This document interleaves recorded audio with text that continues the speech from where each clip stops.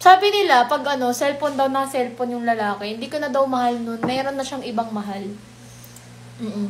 Kapag lagi na nagsi-cellphone, tapos hindi ka na nun mahal. Wala na yung pagmamahal sa'yo.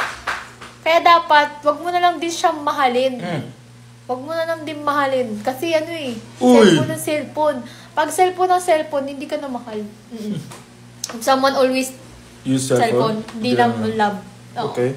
It's love is about cellphone. Ganon yun, di ba? Ganon, okay. Ganon. Ganon talaga. Ganon talaga. Who use much more cellphone, me and you? Ikaw!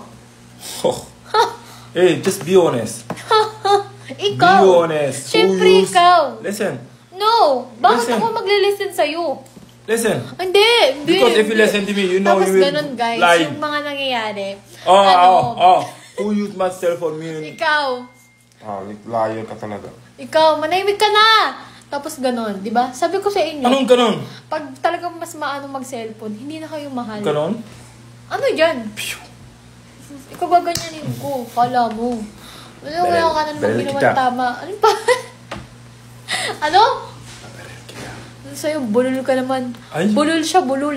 O, di ba? Mga ganyang lalaki. Bulol ka sa'yo? Bulol yan, o. Mga bulol ganyan, o. Pinipilit mag-Tagalog, di naman marunong. O. Hindi marunong mag-Tagalog. Oh, yeah. Siyempre, hindi marunong. Hindi niya kaya mag-Tagalog. Hindi. Kaya. Yeah, I don't understand. Tama. O, sige. Ayan, o. Tatagalog yan. Papansin. Papansin yan. Tama. I don't understand. Papansin siya, papansin. Papansin sa'yo. Papansin ka sa'yo.